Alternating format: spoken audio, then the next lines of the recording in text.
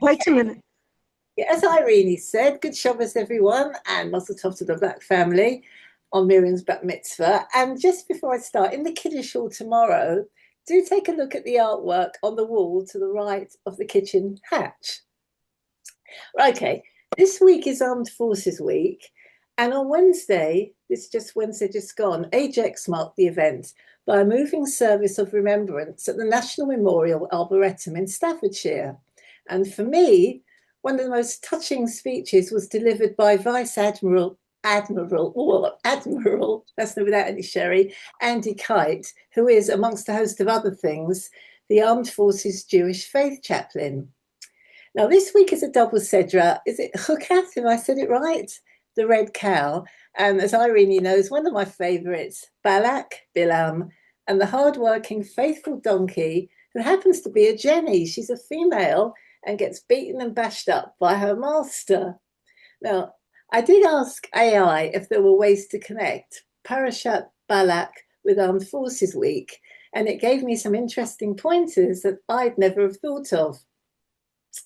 The first is that Bilam, the famous seer, cannot see the angel standing in the road.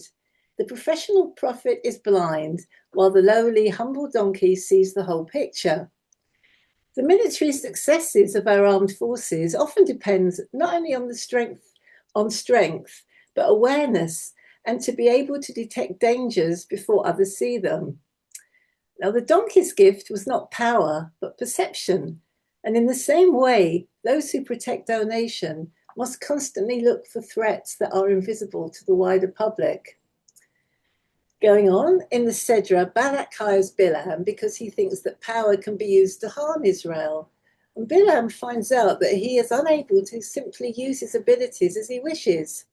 Now, AI said to me that power must remain subject to a higher moral authority. But then I thought, those poor people in Iran, they're subject to a higher authority, and it's a bit devastating for them. But Jewish tradition does not celebrate power for its own sake. Power is valuable only when it is restrained by ethics and purpose. And then it went on to talk about humility and listening. And the donkey repeatedly saves Bilam's life, but he initially responds with anger rather than reflection. And this can become a lesson that applies to leaders, soldiers, civilians, and maybe the Shul Council.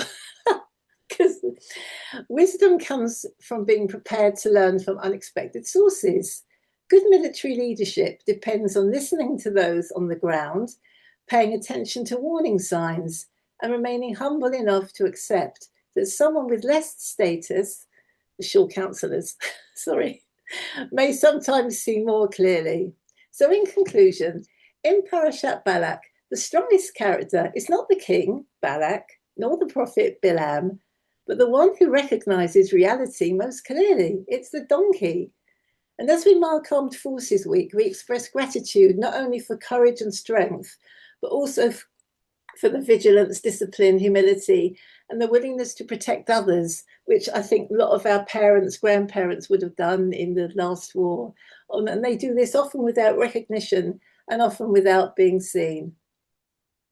Good Shabbos. Shakar, well done, Karen. Very, very nice, Karen. That's lovely.